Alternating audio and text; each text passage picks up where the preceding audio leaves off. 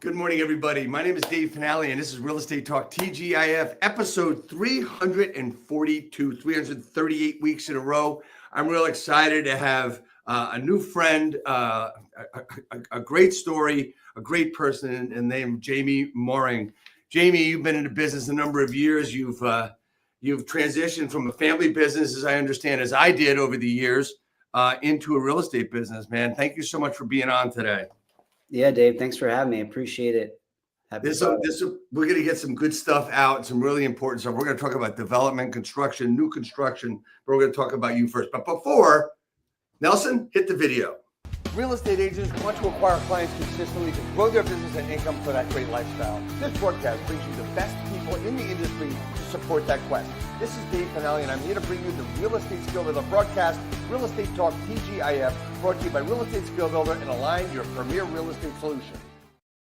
Yeah. So here we are. That is the brand new video. It's not much change, but the brand new intro video using first for you, Jamie. So here we are. Jamie, you are an EXP. You're a 5-time, I believe, Icon agent.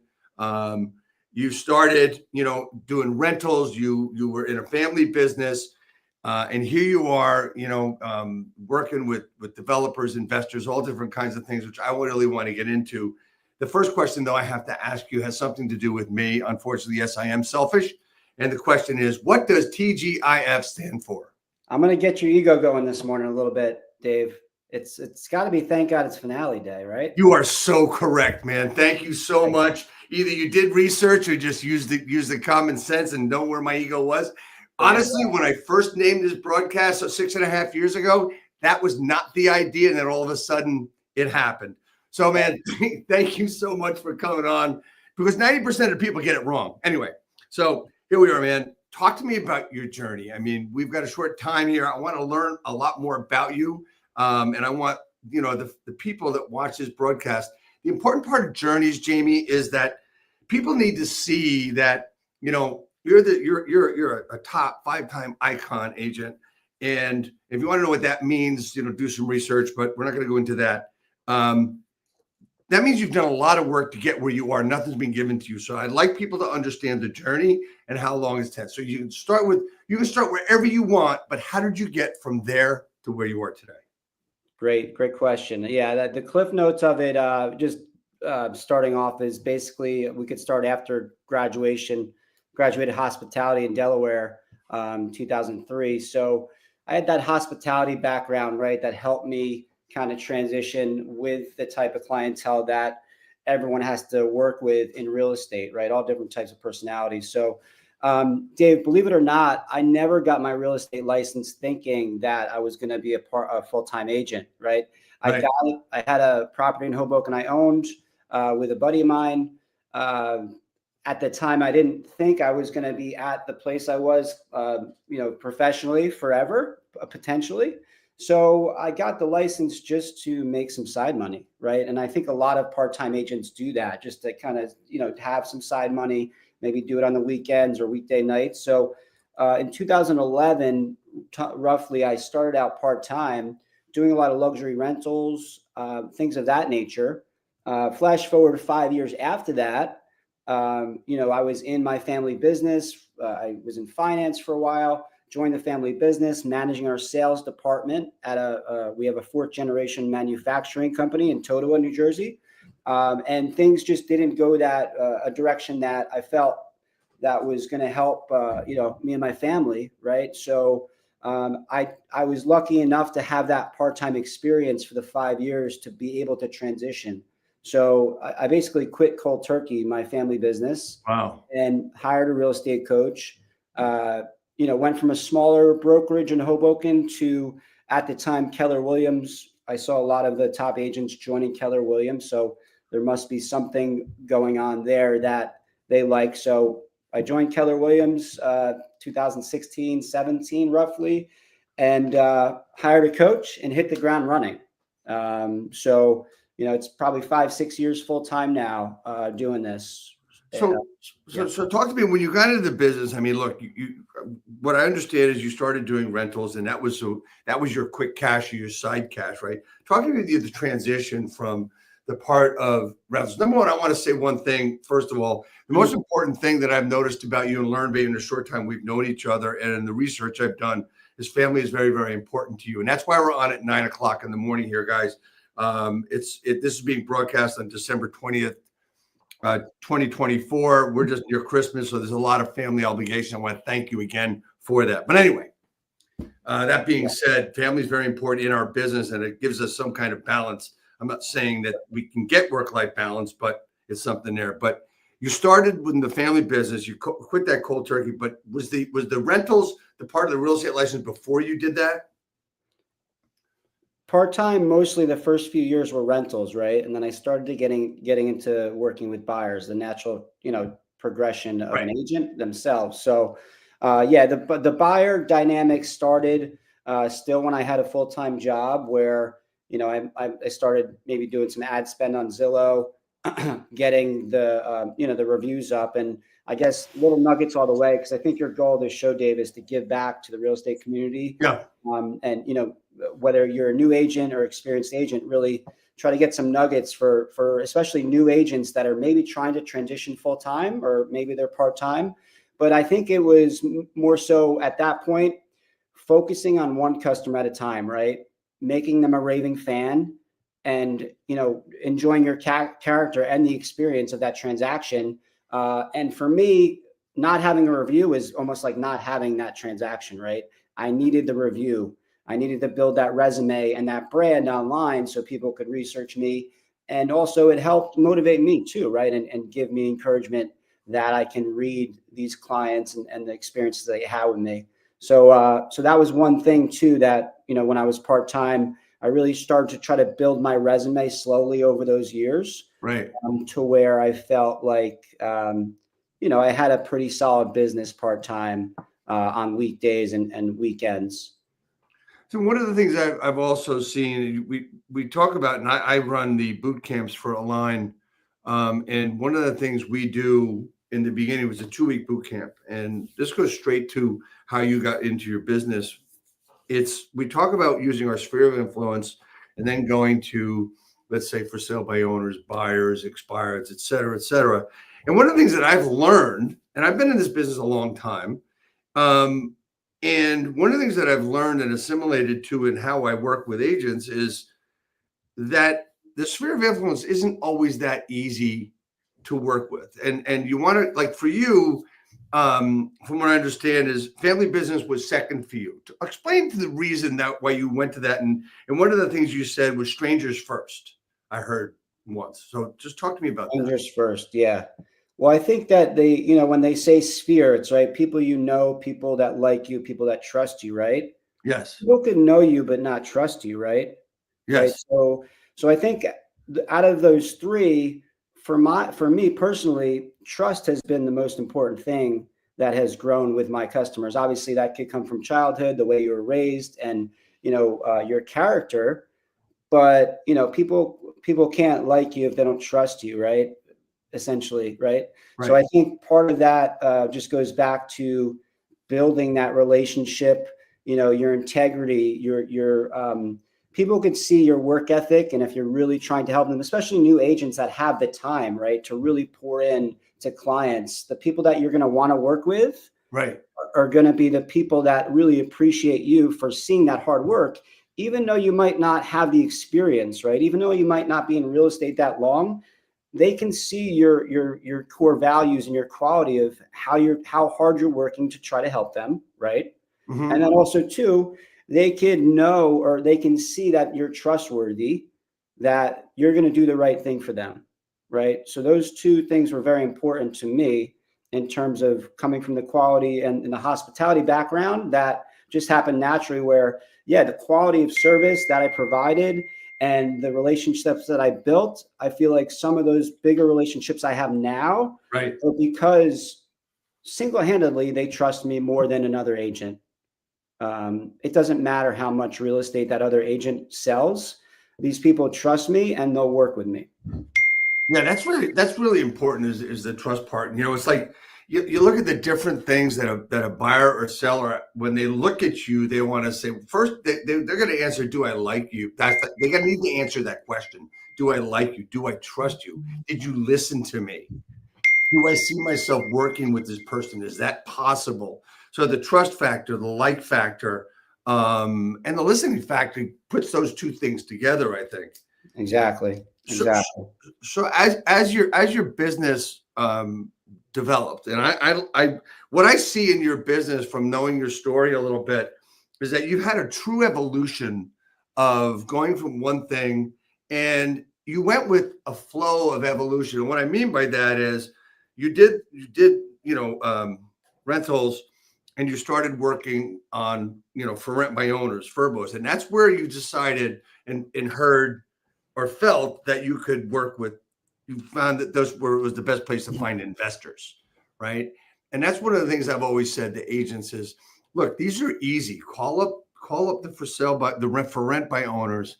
Talk to them, see if you can help them rent their place if they don't like it. See if they like being a landlord. And if they like being a landlord, the next question would be, well, what's your investment strategy if you're looking for another piece? Talk to me about how that evolution occurred, going from working with rentals to building a stature with investors. Sure. So I think for the most part too, like I really saw the listing side of the business, and that was where again people built businesses, right? So I started a lot of calling expired listings too, and just so happens that on the whatever CRM I was using or platform, Redx, they had for rent by owners. So started to play with those. And turns out that I think a lot of the agents look at those rental, you see the lead and you see, $1,200 rental, right? Right. And I think for the most part, agents just follow the money or they follow the bigger dollar value. But what people don't realize is those $1,200 rentals, that property owner could own dozens of properties, right? They could be big time investors. Right. And I think that's where the aha moment came to me, where, I started to have some good conversations. The landlords were renting these properties on their own. They were a little bit easier to talk to, right, than an expired that's like angry that just came off the market. And really, I can kind of have a conversation where I say, hey, listen, I know you have, I know you're trying to rent this on your own, or you have rented it in the past. By the way, I just want to add more fuel to the fire, right? Get your property exposed to the market and the MLS.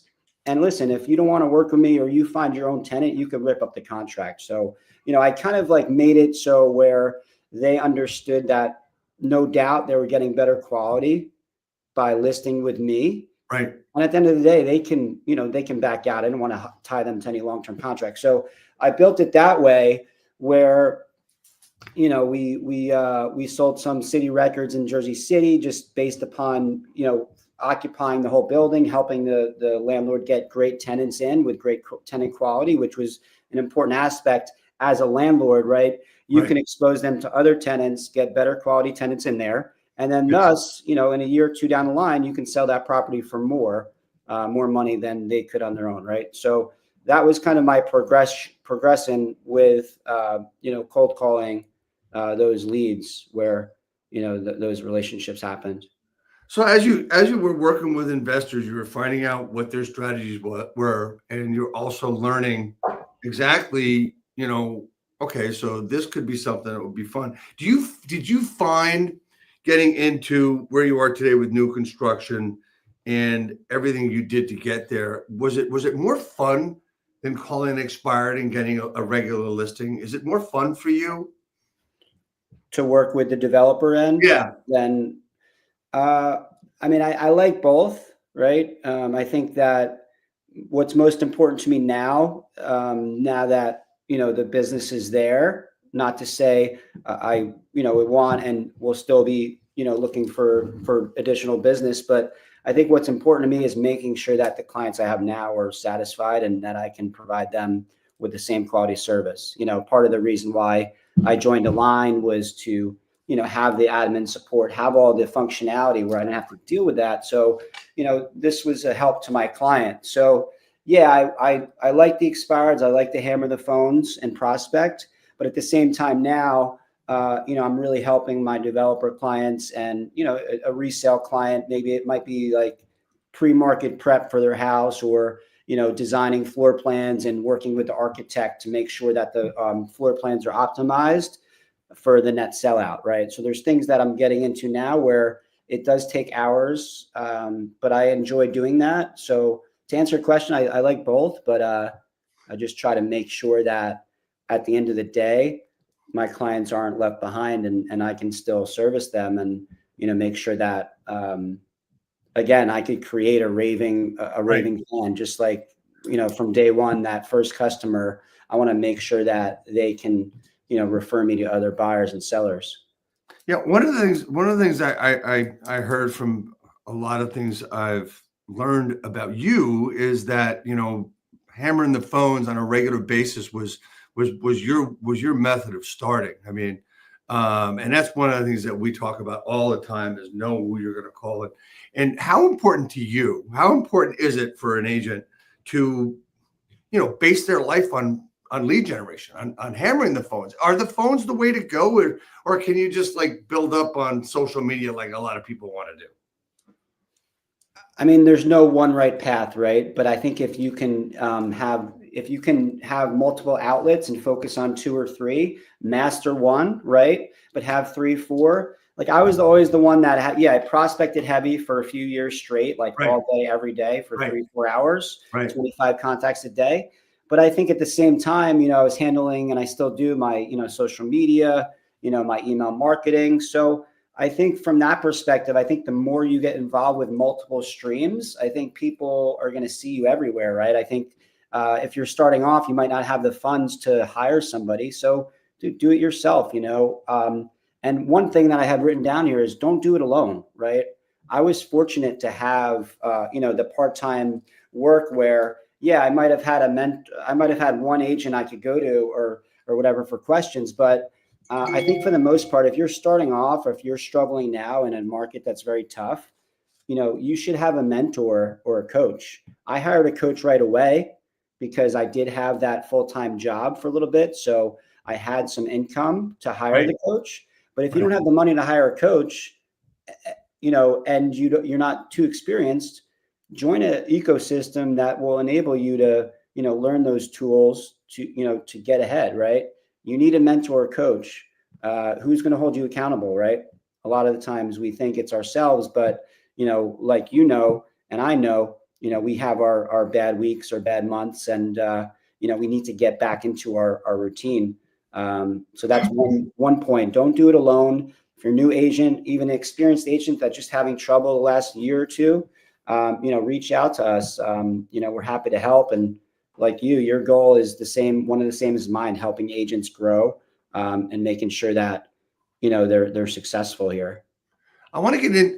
Thank you for that. I want to get into the specifics of working with developers, working with builders, working with in the construction field and new construction, because it's one of the things that honestly, it's my first love when it comes to real estate, because I did enough. I've done a lot of houses, renos, some flips, built mixed use properties, and I was involved in every bit of it. I was involved from pencil to drawing the design of the property, to everything, and thinking about space. And I know that's very important to you. So talk to me about how you were able to develop the skills to be able to understand floor plans. You said it a minute ago, right? Getting into the ground level, working with the architects and the layouts and everything else, and having that discussion with developers, how important that is. You can go into that for a little bit. Yeah. So I think it comes down to the basics, right? You're not going to be able to price out a property for an investor if you've never worked with renters or landlords, right? The market, the pricing, right? Based upon the areas. Yep. Just like a buyer, you're not going to know or be able to truly help a buyer find the right property if you're not previewing inventory. So it's the same thing. So when we work with developers, I can say, hey, listen, by the way, I've seen all our competition's properties on the market. I know what's selling. I know what's under contract. I know the, supply demand, but I can also see what types of buyers in that market, what do they actually want to buy? Do they need more square footage? Do they need more bedrooms? Right? what's actually going to give that developer their best bang for buck, right? Selling something in Greenville, Jersey City, Greenville versus Jersey City Heights, maybe two separate products that you're building. Okay. Obviously, the suburbs are different too. But so part of it is really knowing and seeing the volume of buyers and getting that feedback from other agents or our own buyers. So there's hundreds of feedback loops that we have. So for a developer, that can be financially a big number. So that's part of the process where you need to understand kind of the basics before you actually help them design the floor plans. For example, in Jersey City, 9 in the last 10 buyers or basically 100% of the buyers that are in these markets don't have kids. So, when the stager comes and say, hey, we need a big dining table and, we need an extra fourth bedroom, the developer says we need a fourth bedroom, or I want to get $100,000 extra out of this property because we have a fourth or fifth bedroom. Maybe that's not the case. So maybe we have the conversation before you get the approvals, right, to build a big 3 with massive living space. So those are kind of the things that So that's really cool. So in other words, your market knowledge, your experience in who the buyer truly is and where the buyer's coming from, I imagine as well, is going to dictate your recommendation to your developer based on do they need that fourth bedroom if they don't have any kids, right? So, but what about the transition though? When it comes, I mean, we're talking, a different aspect here. With your experience in those areas or anything in that type of thing, and this is true all over the country in certain pockets, right?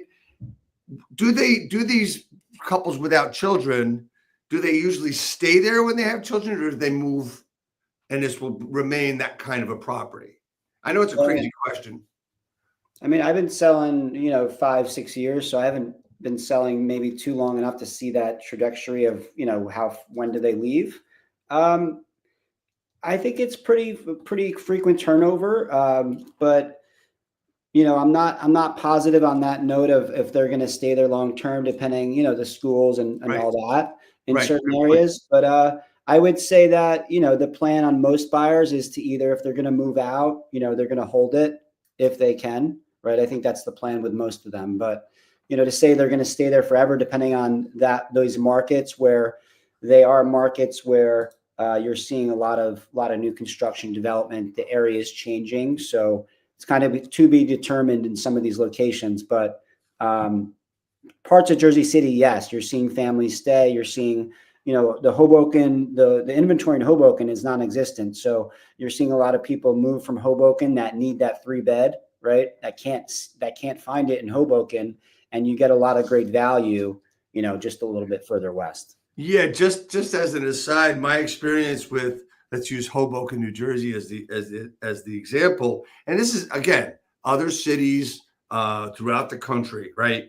So I know from my own personal experience, my daughter, for instance, 2 daughters, one lived in Weehawken, just outside of Hoboken, basically Hoboken, the other in Hoboken, and as time went on, they loved it. They had to live there. And they lived there for a while, and all of a sudden, just like that, they said, I got to get out of here, right? And it wasn't because they hated it. It was just, as you grow, life changes and lifestyles change, and what you want is different. And like you said, needing that 3-bed rather than that 2-bed made a lot of sense. And it's a great area for that reason. And it's also close to the city. Again, yeah, we're talking about Hoboken in particular here, but it's basically, I believe, and you can correct me if I'm wrong, when you're doing a project, if that's the type of clientele that are going to buy there, I think they're always going to buy there. I don't think there'll be a transition, and schools are very, very important. So talk to me a little bit about, and we're talking about the design, like you're getting into that design using that one particular aspect and that particular model and that particular clientele. It's very important on how you don't waste space, or you do put in different things in a unit, but it's all based on the data prior to, as to the outcome for the developer and the dollars and cents and how they're going to be able to make their money. How intricate is it getting started with the architect moving forward? Yeah, so I think a lot of the part when I talked on Brett's episode about, I mean, a lot of the architects are great, right? They put, pen to paper and they Right. come up and finalize the drawings. But a lot of the times too, they're, for the most part, they're going to send you, if you're a new developer, right, they're going to send you kind of templated floor plans, right, that they might Yes. have. Yes. So I think it ultimately comes down to the developer themselves or the whoever they have to actually look at the plans and see, hey, are these really optimized for the space? Because at the end of the day, the architect might, get your approval, and within a few days, you're going to okay a project that's really not conducive to the best sellout, right? So. I think for the most part, I haven't really gotten too in depth with the architects yet to really like have meetings with direct architects. However, a lot of my time is spent just making sure the developer, sends me those plans. Hey, before you sign off, shoot them over to me. And a lot of developers too like to be hands-on. So I don't want to Right. take over what they love, what they love to do in terms of that aspect. But I will say, hey, by the way, I'm sure these plans are great. Just send them to me, and maybe I can see something that might be a red flag where it might cost you some dollars and cents that we want to review. Because ultimately, the past 2-3 years, I mean, I'm learning. I'm finding out way too late, right? Yeah. So this is self-discovery for me to say, hey, this, and this project. This is the lot size. And guess what? Here are the issues that I see. Like, here are the problems that I see with the project. Because ultimately, if you don't communicate that or you don't know that, right? Guess what? They're going to want a high sellout number. Okay. And then who are they going to blame when they can't sell it for that price? I can blame you. Exactly. Exactly. So I think that's the goal, is to get the not just be an agent that is staging, right? Anyone can stage a property, throw furniture in there, depending on the cost, but just really be a partner for these developers from the start. And a lot of them do it right. There's some developers that Right. don't need help, but I think for the most part, there's things that we can see as agents that really are on the ground each day that some of the developers can't see. So yeah, it helps Yeah. out a lot. I think one of the things that a lot of people have to understand, developers, agents, people that want to build something for themselves, is really important. That a lot of times what is put on paper, it's odd to think that what I'm about to say is it doesn't work. I mean, a room might be different. I remember it happened in a house I built where it worked on paper, and all of a sudden the bathroom was 3 feet wide when we laid it out on the job. Sometimes it just doesn't work. Your experience that you've got working with the market and understanding what people want, and also your experience with the layouts and what's going to work, and then the staging is another thing altogether. Does that make sense? I mean, how things can work on paper and they won't work in the layout, or they won't work for sale. Yeah, for sure. And I think sometimes it's hard to see, right, without 3D models, right, where you're seeing not only sunlight, right, where are the windows oriented, what's on the north south side of the buildings, right? Like, those are things that I'm like, oh wow, we should really look, because sometimes you can only put windows on one side of the building. Okay, well, what side do you pick? Right. How are you deciding that? So one side could be a city view, the other side could be you're facing another building. So yeah, Yeah. those are all very important things to go over. And a lot of the times they just don't have the time because they're busy building these houses. Right. So Right. that's where I come in and make sure that I'm the eye there for them. Hey man, I want to thank you so much for your time today. I know we're limited on time and we're up against it. Is there any advice that you would give agents looking to start working with new construction or any of that? Is there any advice you'd give them? For new construction, I just say, know the inventory, know the market, start with the basics. If you don't know, or if you haven't been into a lot of these projects, it could be in the suburbs too, which we're trying to get into, our new construction division, where I grew up in Bergen County or, Essex County. But I'd say just start with the basics, make sure you know the product, right? and then you'll be able to, to help out buyers, and then if you want to work with sellers too, start with buyers, make sure you build your track record up. There's a bunch of new construction we had this year, but we have tons of new construction coming up. So for any agents that are on the Align team or even outside the Align team that just don't have the opportunity right now, they're not seeing it with their current brokerage, we have endless opportunity this coming year, 40, 50, 60 projects.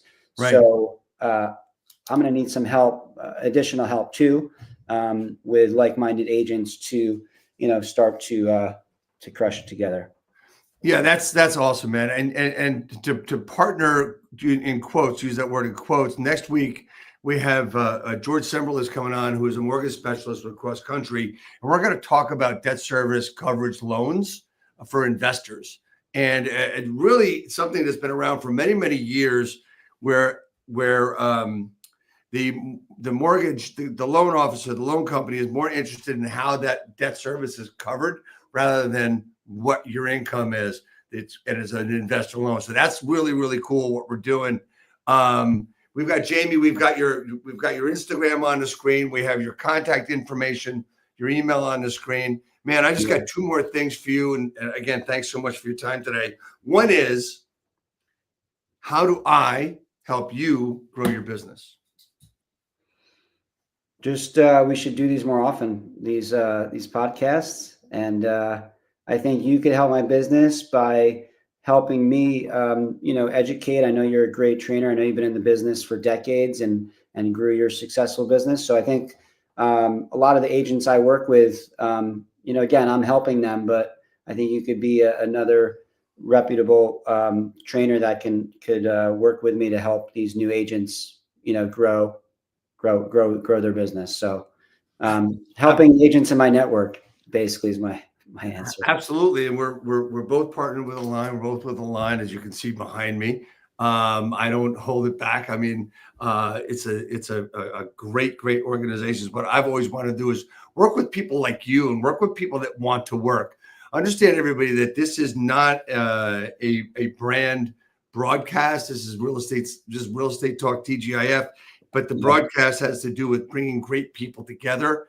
And fortunately, I happen to work with a lot of those great people, Jamie being one of them. I want to thank everybody for being here today. And last but not least, I almost forgot.